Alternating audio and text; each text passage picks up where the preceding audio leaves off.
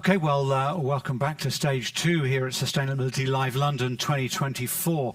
Just earlier, we were talking about how sustainability was actually built into the DNA of Glovo, the delivery business that operates in huge parts of the world. And this is something which resonates with Jonathan Hart-Smith, our next speaker, from ESG Rec, a recruitment company that specializes in recruiting you people and for the companies that you represent. So quite possibly the most popular man in the entire conference these 2 days, as he's helping people find the right jobs and helping companies find the right people. Jonathan, just briefly introduce your company, about what you do and how you do it. Yeah, well, firstly, thank you very much for having us, and it's nice to be popular. So maybe if I'd start a little bit with how I've ended up here today, because I think a lot of people who end up in the ESG and sustainability sector, it wasn't necessarily what they said to their parents that they had to do when they were growing up. So I actually started my career as a molecular biologist, and I worked in the pharmaceutical and biotech sector. Turns out I was a terrible molecular biologist, but I did learn the importance of data and how actually data can be really useful in explaining a narrative and what's happening. And that's something that's followed me throughout my entire career. But within a few years of working in that type of role, I realised I wanted to do something that was more commercial. And I still wanted to do something to help, so I thought about moving into a role which was helping people find jobs. So a lot of my career was spent helping people find jobs in the science-based roles. And I was very fortunate that in my 20s I had the bravery of youth to think that the company I was working for was doing a pretty good job, but I could do it better myself. So I set my own company up, and again, very lucky that grew. We grew internationally, so we had offices in Switzerland, the US and the UK. And then a few years ago, again, very fortunate that somebody bought that company off me. And like a lot of people when they're in their middle age, they start to think about, well, actually, what's important to me? Yeah. I really started to think about what impact can I make. And I was, again, fortune favours the brave, I guess. My business partner, Michael, was at a similar sort of stage. He'd also just sold a recruitment company. And so we got our heads together and started thinking about, well, how can we use what we know to make a difference, to make an impact?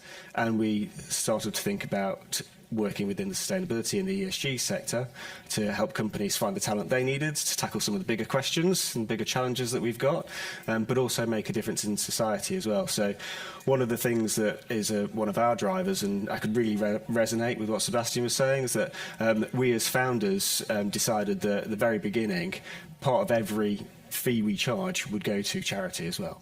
If somebody hires somebody through us, that person gets the job they want, the company get the person they want, but also some good happens somewhere else in the world as well as a result of it.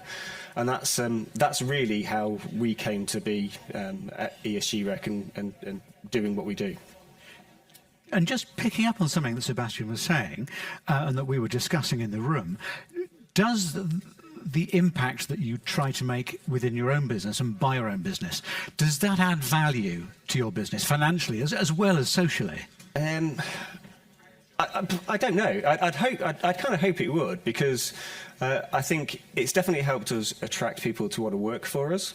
Because if you're joining, I mean, there's a lot of recruitment companies out there, and a lot of you probably had experience with recruitment companies, and it's not always good. But actually, if you're working with a company that has doing good at its heart, that really, I think, helps you buy into what they're trying to achieve, both for people who are hiring, but also people who are looking for jobs. But for our staff as well, it's a great motivator to know that if you help somebody into work, not only have you made a difference to them, you've made a difference somewhere else in the world as well. So I think it does help. It definitely helps with motivation. It helps with drive, and it sometimes takes that question of, is this just about money, off the table, because it's not. It's also about making a difference to people. I told you he'd be the most popular man in the conference. As soon as he started talking, people have poured into the room because Jonathan works in recruitment in the ESG and sustainability world, so everybody would like to talk to you, I'm sure. Your stand is outside afterwards. But look, in all seriousness, you published a report last month saying that the current market is stable, and you'll correct me if I'm wrong, with something about 250 vacancies a month in the area where you're working. Correct me if that's wrong. You say that's a good thing. That's exactly where we want to be. Why is that a good thing? So when there's stability in supply and demand, that means that companies can make an informed decision about who they're hiring. There are, I mean, those numbers are right, but there's probably some other bigger numbers that it might be worth just pulling out first, really. And that's that since the beginning of this year, the number of people working in sustainability-based jobs has grown by 7%. And that's a really encouraging sign. So if you work in the sustainability sector and you're hiring, that's a good thing to hear, because people are coming in, and that's trying to help, professionalise the sector more and make it more established. But the challenge that you might have if you are hiring is that the number of vacancies in that same period has grown by 24%. So there's stability in movement, but not necessarily stability in terms of supply and demand. If some other numbers that are worth throwing into that mix as well, because we're a really data-driven business, is that in the last 12 months, 20% of the UK sustainability workforce have moved jobs. So that, again, if you are hiring, having some degree of stability is really helpful, because actually, if 20% of the workforce have just moved, who you've got to pick from has just shrunk quite significantly. Another number as well that is worth bearing in mind to build up this kind of whole context of what's happening is that the average tenure of somebody in a sustainability-based job in the UK is 1.8 to 2.3 years. Now, that's not very long. So if you've been hiring and you've got somebody in post, it takes you 3 to 6 months to get them up to speed. If they're off in another 12 months, that's not great for your business. So the fact that actually the numbers aren't oscillating massively gives businesses some time to try and tackle some of those challenges that have just been highlighted by that kind of level of supply and demand that's happening. Have you seen a change in what companies are looking for and who they're looking for? Yes. So I'm going to give some historical context here, actually, because that's probably useful to explain where we're at. So any of you picked up the newspaper probably 2 or 3 years ago, saw the Great Resignation everywhere. Companies were struggling to get people. That coupled with the fact that, I mean, we heard about it this morning, that SAP's 93% of their employees wanted a company that was more sustainability focused. That whole attitude towards who you want to work for, customers putting pressure on companies as well to be more sustainable and more engaged with their ESG initiatives. And then also you have, wider issues as well from a regulatory point of view, all meant that about 2 or 3 years ago, you had this Great Resignation happening, but you also then had companies clamouring to a point at that senior level, so the CSO type level or head of ESG type level. Again, that kind of tapered off. So we track these numbers really quite closely, and that did taper off to the beginning of this year. Now, timing-wise, that works really well with that narrative of around 2.3 years, because actually what we're starting to see now is those senior level positions start to creep up a little bit again. Not to the same sort of levels of mad clamour for hiring. They did seem to spike around springtime, but they are just steadily climbing up at the moment. So that's one of the areas where we're seeing a kind of a shift back towards hiring for those positions. You've also, bear in mind that, 2 years is long enough for somebody to know what they're doing in the job, also long enough to get a bit of a reputation and people to tap them on the shoulder and convince them they might want to move. And then you've also got the fact that we are all looking at reporting more and more. So, this has probably come up in every talk today and tomorrow, that companies are more and more interested in how they do their reporting. And there's a whole bunch of technology providers that can really help. But at the end of the day, there is still a demand for people in that area. Well, that raises the question of, do we have the skills? Is there a skills gap? Are there the right people for employers to use right now? Yeah, so again, really good question. And it's probably worth actually addressing both of those from a skills perspective. So both the senior positions and the reporting. So I don't know if anybody saw the piece in Harvard Business Review recently, but there was something done by a team at New York University which really looked at what's happening within the CSO world and the voice that senior leaders have at board level. And this again actually fits really neatly with everything else that we were saying, that a couple of years ago there weren't all that many people at that level, and because companies proactively tried to fill those positions, sometimes with previous people with previous experience, sometimes moving people within their own organisation and developing them. What you're finding now is that the companies have come a long way. So that those roles weren't necessarily represented at a board level. They now are, and they have a bit of a voice. But this particular piece of research showed that there is still a skills gap in terms of people with lived experience. And by that, what I mean is that sustainability is throughout everybody's business now. It's in every department, and people need to understand why they're doing it. So it's an awful lot easier for somebody who has lived it, worked in sustainability for a very long time, who's then moved into that role, to be able to have the influence that they need to have throughout the business. And that's one of the areas where this particular piece of research was showing that there is still a gap in terms of that lived experience working in sustainability. Not my work, it's theirs, but I thought it was quite interesting. And they also highlighted, interesting in that same piece of work, that organisations were looking more and more about their return on sustainability investment. And again, anybody who's in this room is accountable to the CFO will know that. And so what they were really trying to highlight was, if you've lived and breathed it for a long time, sometimes a little bit easier for you to make that case. So that's where there's definitely a spotlight shone on the skills gap there. And from a reporting point of view, or more of an operational point of view, ahead of this talk, I knew I was going to be doing this about 8 months ago. So I've spent a lot of time actually sitting down with different CSOs and different heads of ESG to ask them what skills they feel are lacking. Because some of it's not obvious just from looking at numbers. So spending some time just quizzing them, where do you think you're missing people?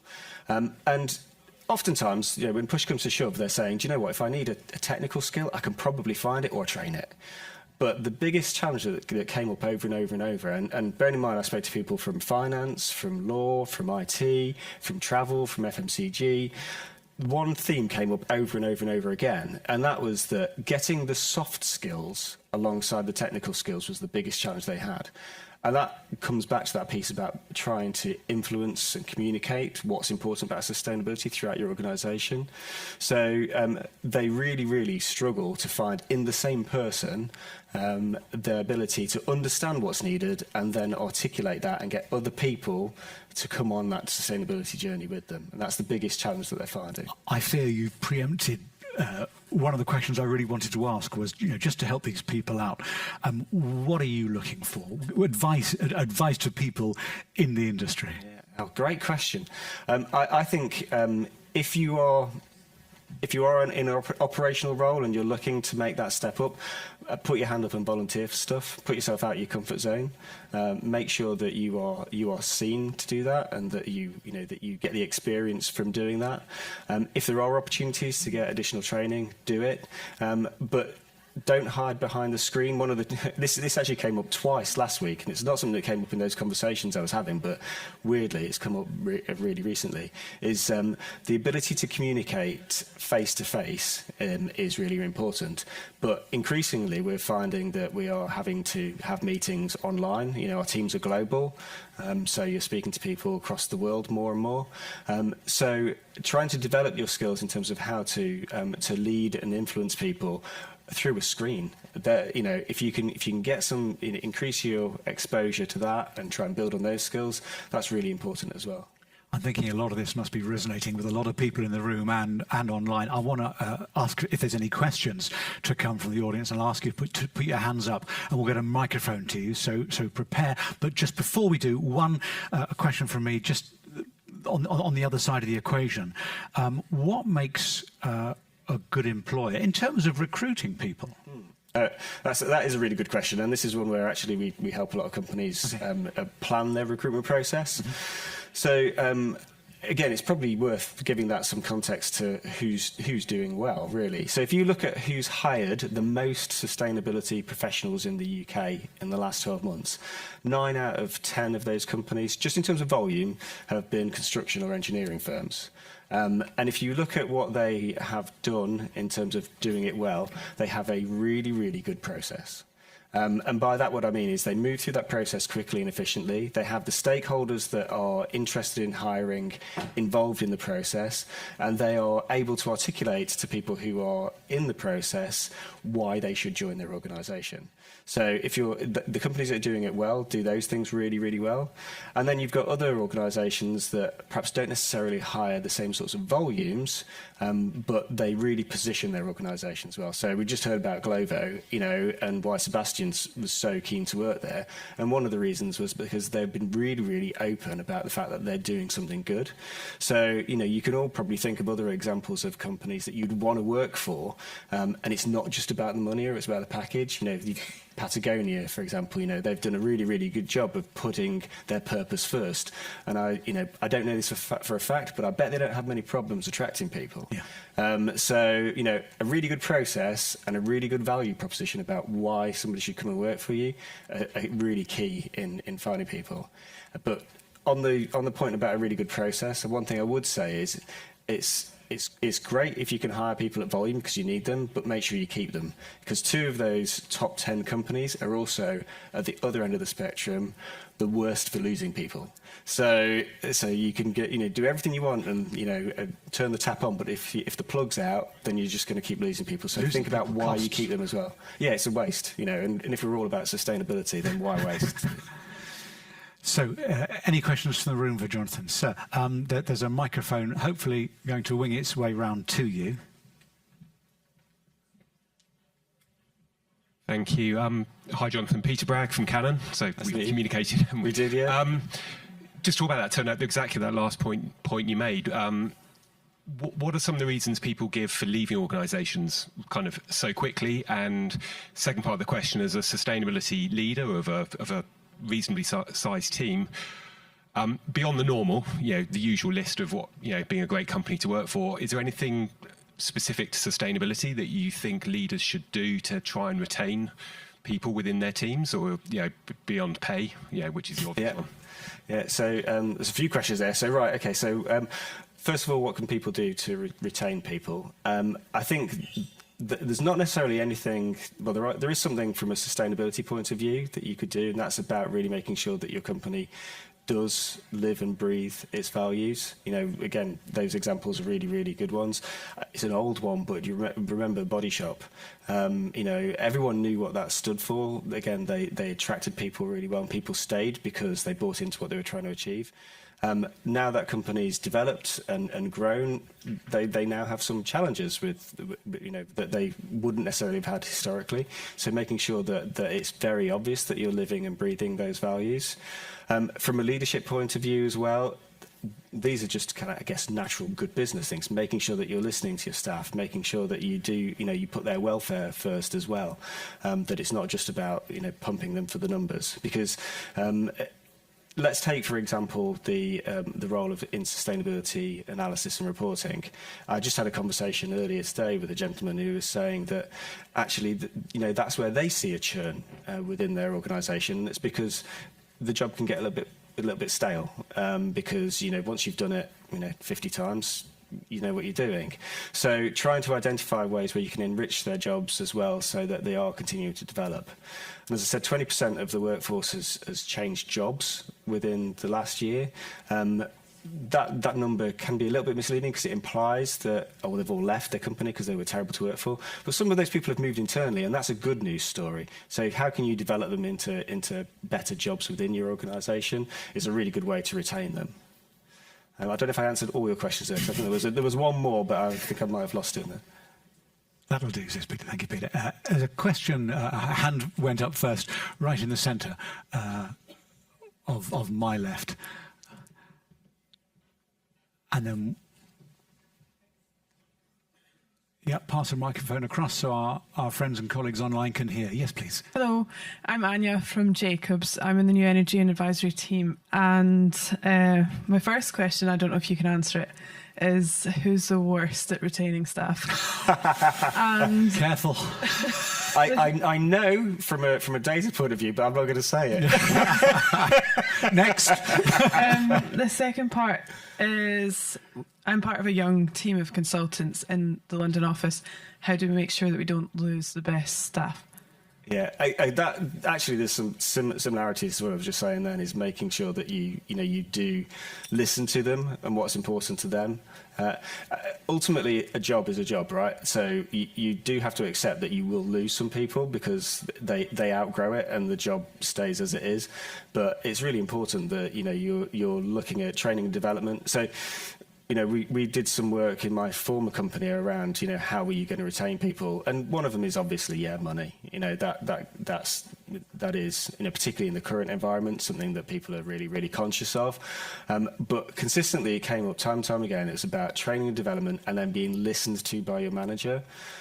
So those are the key things, really.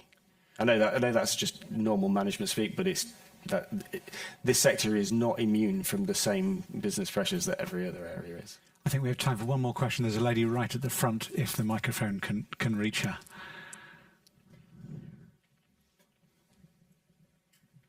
Thank you. Hi, I'm Mariantina Laina, Head of ESG Compliance from Entity Data Inc. And my question is really the following in regards to what you were saying before. I wonder to which extent the last years with COVID and all of that, and also sustainability and ESG becoming more and more prominent, how do you have any thoughts about how all of that have influenced leadership, how ESG principles have influenced leadership? And I mean, we read a lot about, for example, vulnerability, empathy, and all of that. But I just wonder if that's something that you actually see in practice in your role. Yeah, so that's a really good question. So if I'm hearing it right, you'd like to know how a more challenging period of time has influenced people's personal values and personal behaviours. And especially leaders. Yeah, especially leaders. Okay, so. One really obvious way that we've seen, and again, I don't have data to back this up, but this is based on conversations I've had with people at a leadership level, is a lot of people have moved at a more mature stage in their career into leadership within sustainability. That presents some challenges because they haven't necessarily got that lived experience we talked about as being a skills gap, but it's been driven by their own personal passion to make a difference. And so rather than move on from that organisation and do something different, they've been able to channel their skills and experience in a different way. So I can think of some of the CSOs I spoke to from a legal and from an FMCG background, who both had actually reached a point within their career where they might have looked elsewhere, but actually they wanted to do something that was more purpose based, and so put their hands up to say, yeah, look, I want to do this. And the company was really good in the respect that they gave them the opportunity to do that. And bearing in mind, these people had that network, they had the ear of the board, they had the influence throughout their organisation already. So some of those challenges that people struggle with, they had that. So that was a really big tick in the box.